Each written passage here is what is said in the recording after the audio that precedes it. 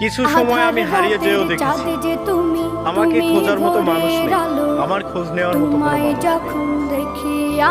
আসলে আমি কেমন আছি, কি অবস্থায় আছি, কেউ কখনো জানতে চায় না।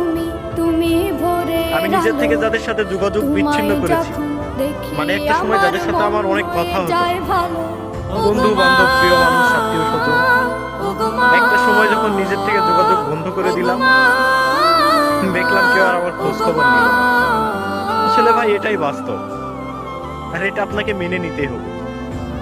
আপনি কারো কাছে ততক্ষণ পর্যন্ত প্রিয় হবে যতক্ষণ পর্যন্ত আপনাকে সে স্বার্থে অনেক ভালোবাসে। স্বার্থ ছাড়া কেউ আপনাকে আর স্বার্থ ছাড়া কেউ কারো পাশেও থাকে না।